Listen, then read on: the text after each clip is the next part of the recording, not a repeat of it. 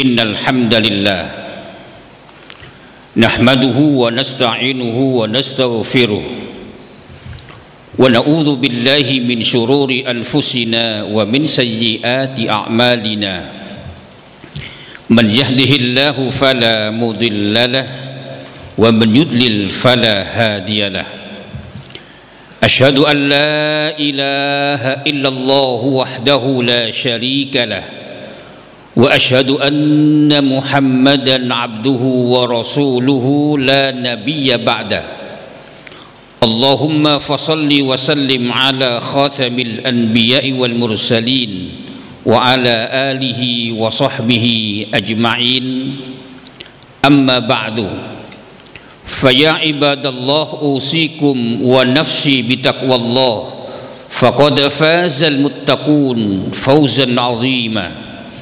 Wa qala Allah ta'ala ya ayyuhalladzina amanu taqullaha haqqa tuqatih wa la tamutunna illa wa antum muslimun. Hadirin rahimakumullah, pada kesempatan yang mulia ini khatib berwasiat untuk diri pribadi dan untuk jamaah sekalian agar senantiasa bertakwa kepada Allah Subhanahu wa taala dengan istiqomah menjalankan perintah-perintah Allah dan menjauhi larangan-larangannya. Mudah-mudahan kita mampu istiqomah dalam takwa kepada Allah Subhanahu wa taala, dan ketika wafat semoga Allah mewafatkan kita dalam husnul khatimah insyaallah. Hadirin rahimakumullah, dalam kitab Sunan Ibni Majah nomor hadis 4102, dalam kitab Al-Mu'jamul Kabir Imam At-Tabrani pun menyampaikan hadis Nabi nomor hadis 5972 yang berbunyi, Anil Abbas radhiyallahu an bin Sahl atan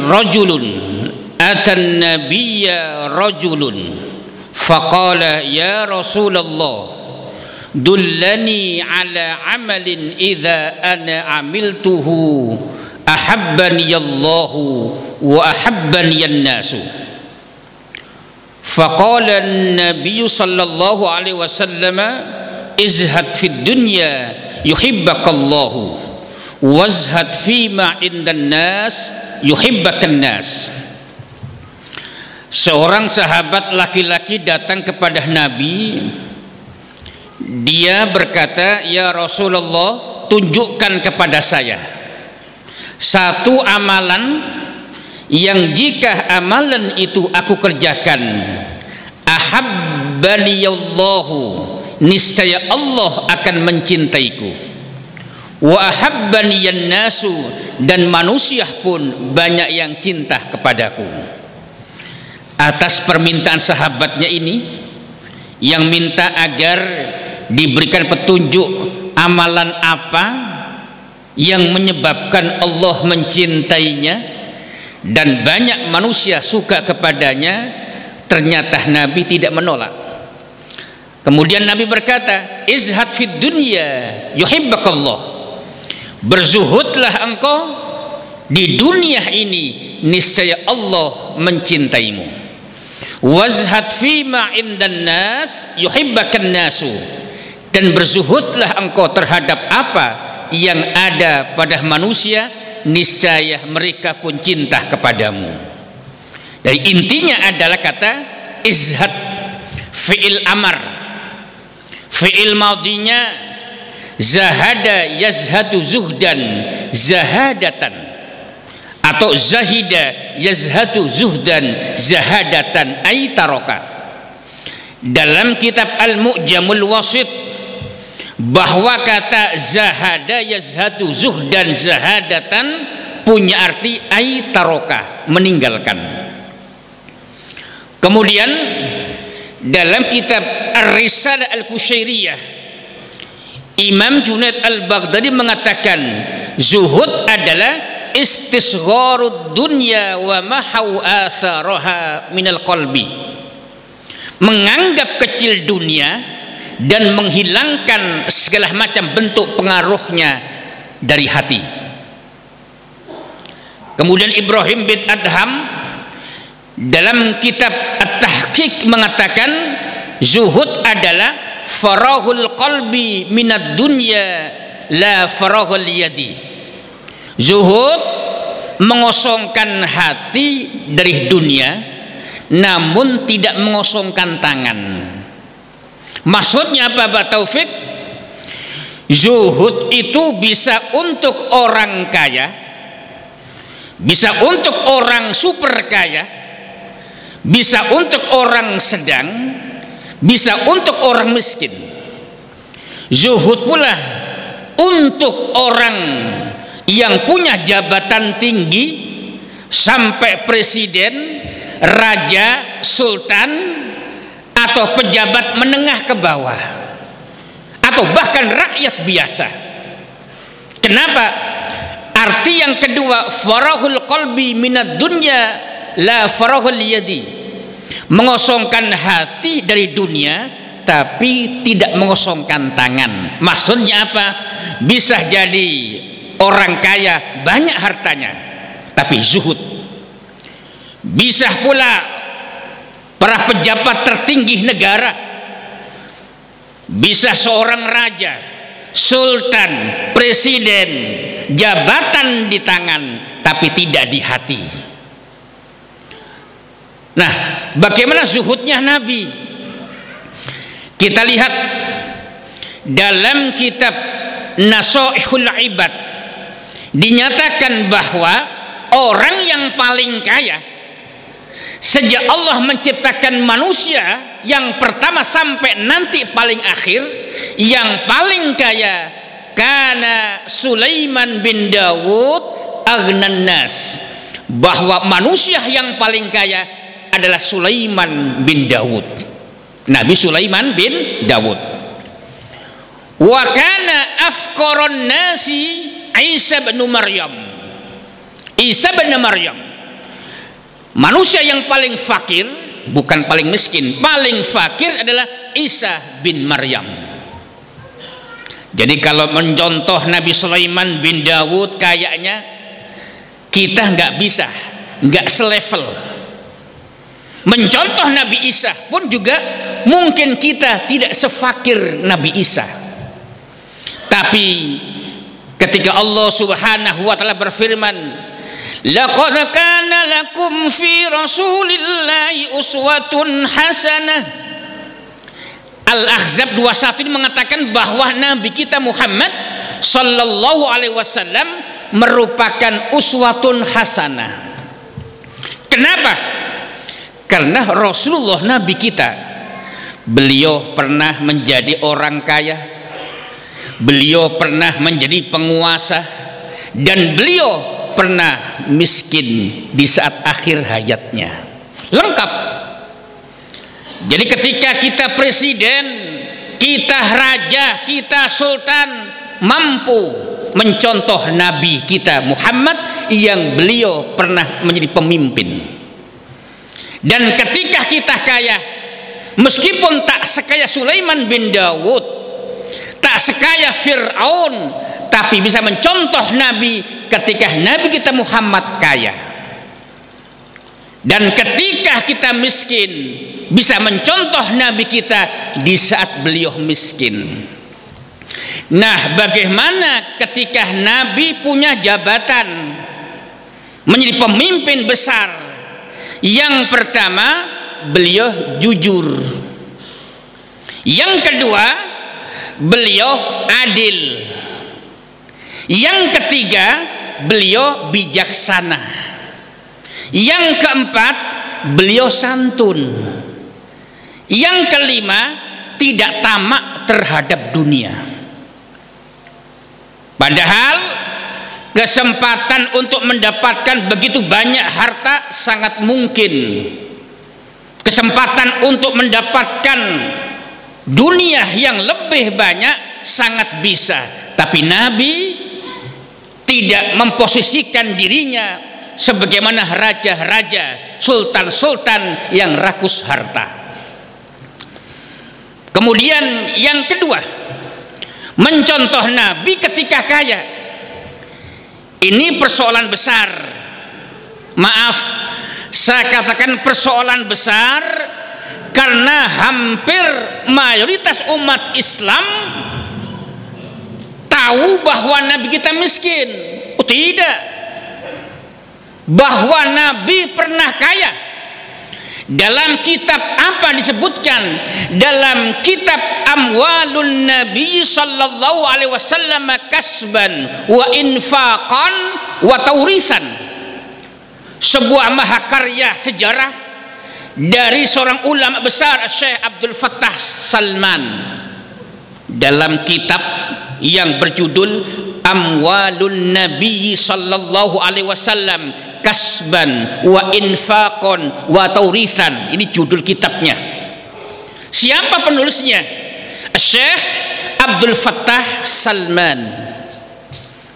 Bagaimana kekayaan Nabi saat itu ketika beliau kaya?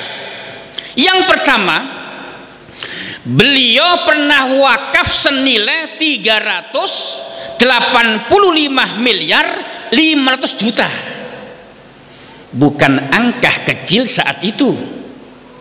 Jadi Nabi kita pernah wakaf senilai 385 miliar 500 juta rupiah kalau dikonversi dengan uang kita hari ini.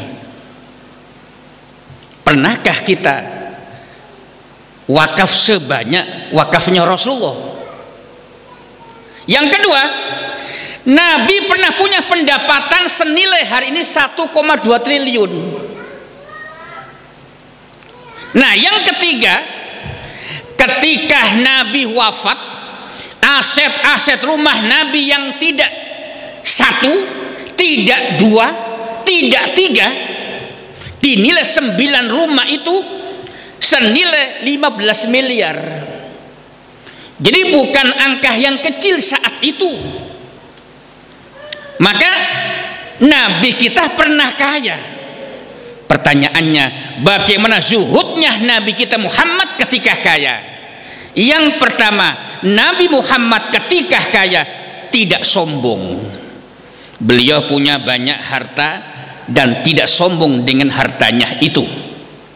Yang kedua, ketika Nabi kaya santun, kana haliman, santun.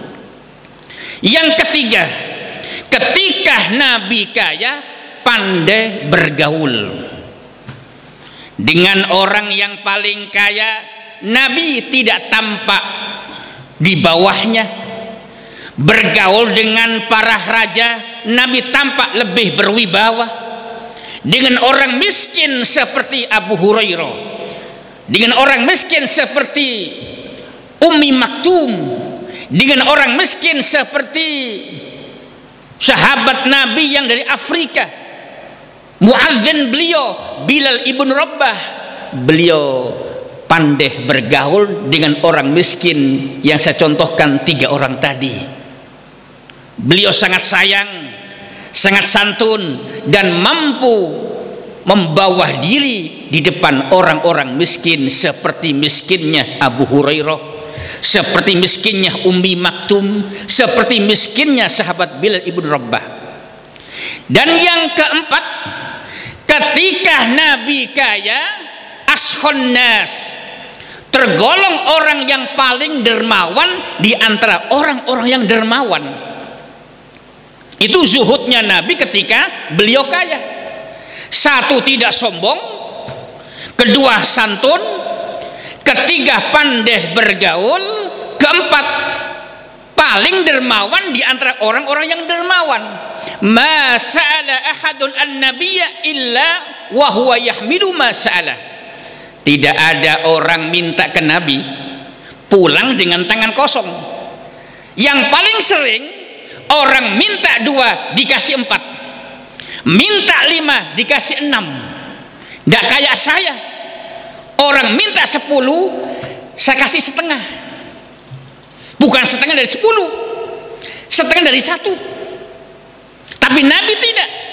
Di saat beliau punya banyak harta, tidak pernah pelit sama sekali. Bahkan di kala beliau tidak punya pun, beliau tidak menampakkan kekikirannya. Yang terakhir, bagaimana ketika Nabi kita miskin? Terekam dalam kitab Sahih Bukhari nomor hadis 4461 dari sahabat Amr bin Haris. Amr bin Haris ini saudara kandung Siti Juwariyah, istri Rasulullah. Apa kata beliau?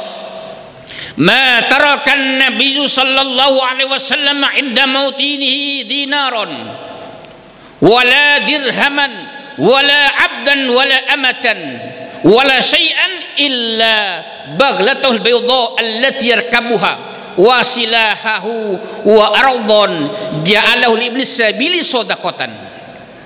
Rawahul Bukhari. Bahwa ketika Nabi menjelang wafatnya tidak meninggalkan uang sepeser pun dinar, tidak meninggalkan uang sepeser pun dirham, tidak meninggalkan sesuatu apapun kecuali baghlatuhul bayda allati yarkabuha.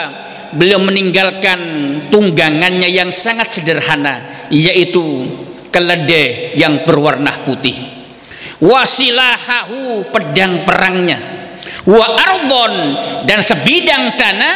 Tapi yang sebidang tanah ini sebelum wafatnya beliau sedekahkan, beliau wakafkan untuk Ibnu Sabil.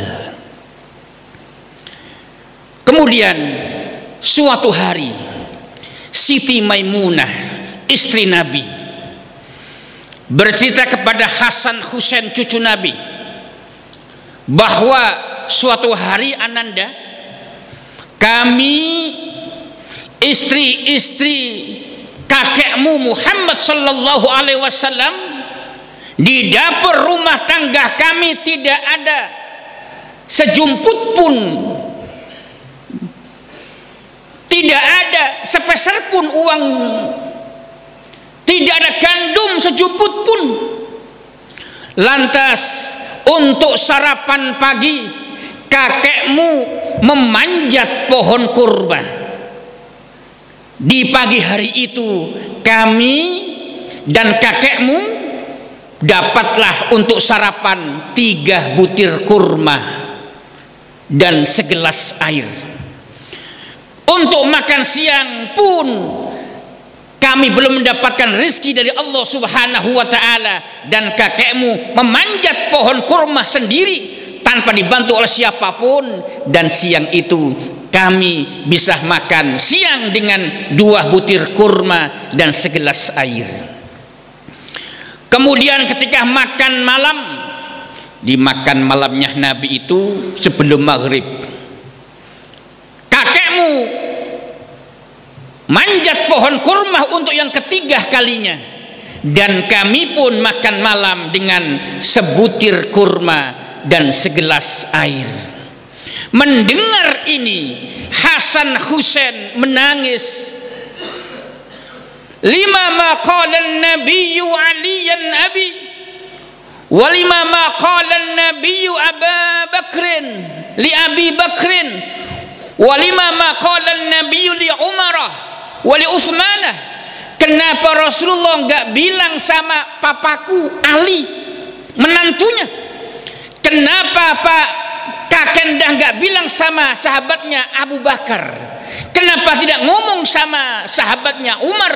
Dan kenapa kakek Rasulullah enggak bilang kepada Utsman, mantunya yang paling kaya? Nah, di sini hadirin sekalian, zuhudnya Nabi ketika miskin tidak menampakkan kemiskinannya. Zuhudnya Nabi ketika tidak punya apa-apa tidak menampakkan ketidakpunyaannya. Berbeda dengan kaum muslimin Indonesia, tapi bukan Pondok Kelapa. Saya punya adik kuliah di Al-Azhar Kairo, dikirim waktu itu sebulan 1,5 juta.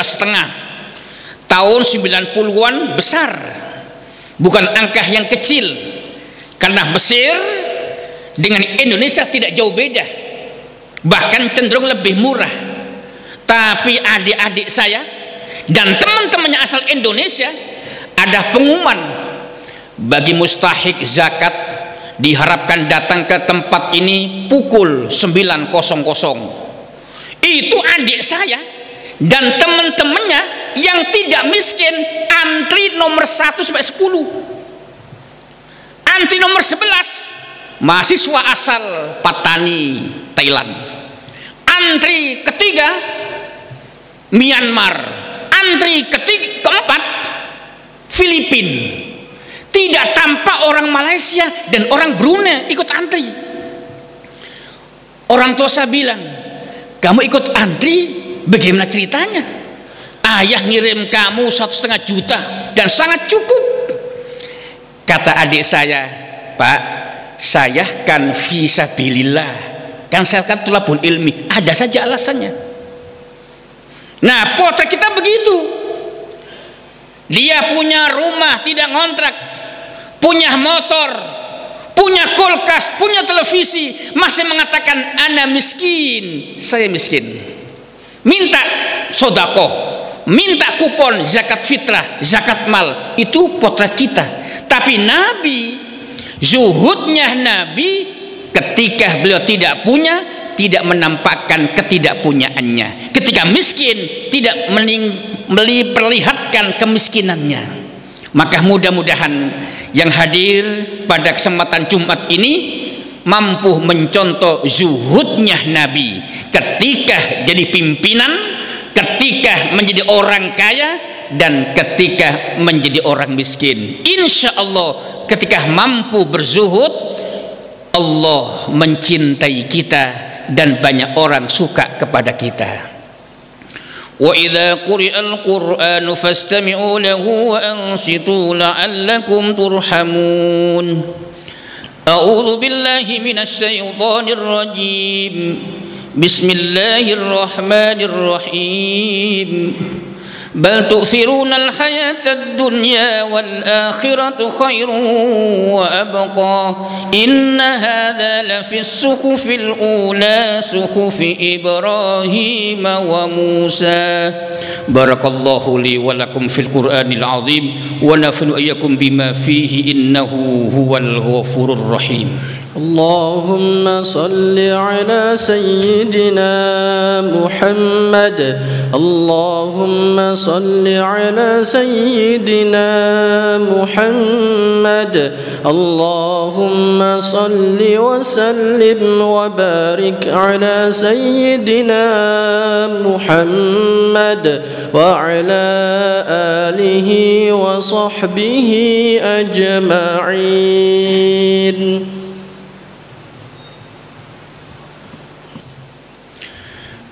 Alhamdulillah, wassalatu wassalamu ala rasulillah wa ala alihi wa sahbihi wa mawalah, wa la hawla wa la quwwata illa billah.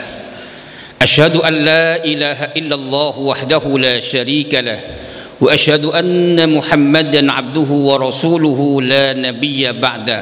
Amma ba'du, fa ya ibadallah usikum wa nafsi bi taqwallah faqad fazal muttaqun fawzan 'azima. Pada khutbah yang kedua ini khatib menutup dengan surah An-Nazi'at ayat 37 sampai 41. A'udzu billahi minasyaitonir rajim. Fa amma man tagha wa asara al-hayata ad-dunya fa innal jahima hiyal ma'wa.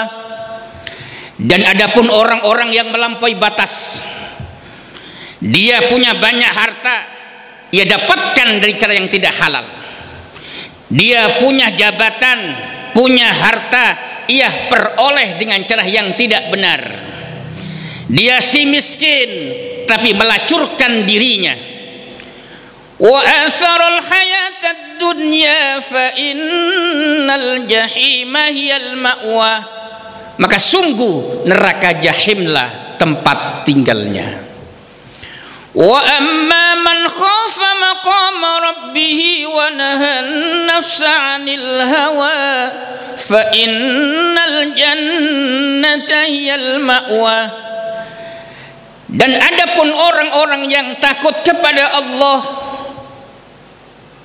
dan mampu menahan hawa nafsunya, dia pejabat, dapat jabatannya dengan cara yang halal, yang baik, kompetisi yang fair. Dia punya banyak harta, berbisnis dengan cara yang baik, yang halal. Dan ketika dia miskin, tidak melacurkan diri, mampu menahan nafsunya untuk tidak berbuat salah dalam mencari rezekinya Allah Subhanahu wa ta'ala, tidak melacurkan diri saat miskin. Kenapa? Takut kepada Allah Subhanahu wa ta'ala dan mampu menahan nafsunya. Wa amma man khafa maqama rabbih wa nahan nafsa 'anil hawa fa innal jannata hiyal ma'wa, maka sungguh surgalah tempat tinggalnya. Semoga kita termasuk orang yang kedua, yaitu tempatnya surganya Allah di saat kelak yaumul qiyamah, karena kita mampu menempatkan diri dan zuhud di saat punya jabatan, zuhud saat kaya, zuhud saat miskin. Mudah-mudahan dalam kondisi apapun kita mampu mencontoh Nabi dalam berperilaku zuhud, insyaallah. Wa qala Allah ta'ala innallaha wa malaikatahu yusalluna 'alan nabi ya ayyuhalladzina amanu sallu 'alaihi wa sallimu taslima warhamna ma'akum birahmatika ya arhamar rahimin walhamdulillahi rabbil alamin. Allahumma ighfir lil muslimina wal muslimat والمؤمنين والمؤمنات الأحياء منهم والأموات يا مجيب الدعوات ويا قاضي الحاجات اللهم اغفر لنا ذنوبنا ولوالدينا وارحمهم كما ربونا صغارا اللهم أعز الإسلام والمسلمين وعافنا والمسلمين من آفات الدنيا وعذاب الآخرة ربنا تقبل منا إنك أنت السميع العليم وتب علينا إنك أنت التواب الرحيم ربنا آتنا في الدنيا حسنة وفي الآخرة حسنة وقنا عذاب النار.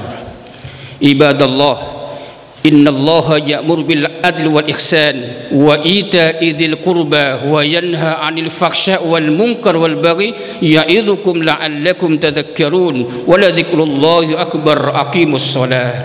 الله أكبر الله أكبر أشهد